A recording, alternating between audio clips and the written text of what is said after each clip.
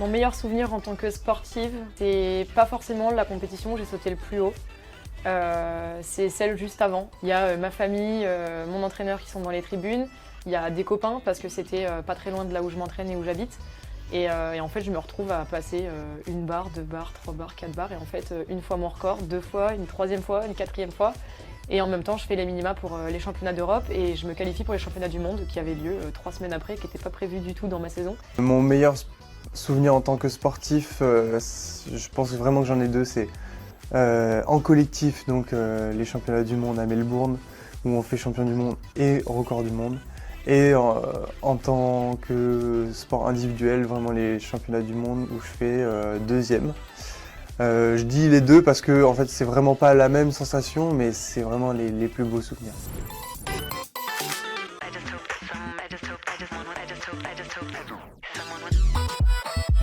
Mon meilleur souvenir en tant que professionnel de santé, c'est je suis sortie d'une chambre où j'étais avec un patient ou avec une famille, où c'était quelque chose que j'avais géré du début à la fin, avec toujours des chefs et des internes et compagnie, mais où c'était moi qui étais vraiment en charge du projet, on va dire.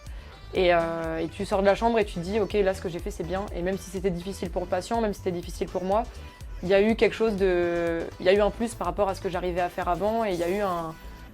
tu te sens médecin en fait, et tu sens que c'est là que tu as envie d'être et que tu étais à ta place. Mon meilleur souvenir en tant qu'étudiant kiné, c'est quand j'ai validé ma première année. Voilà, c'était pas facile, mais je l'ai quand même fait. Et aussi quand j'étais en stage en hôpital, où on m'a super bien accueilli et en fait j'ai appris plein de choses et voilà, ça m'a donné envie de continuer.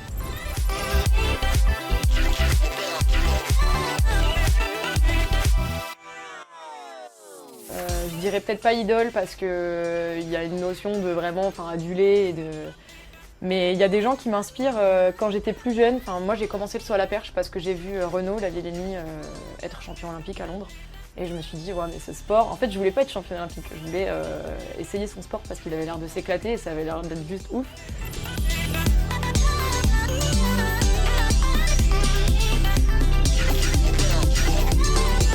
Un rêve en tant que championne, le rêve olympique c'est déjà pas mal.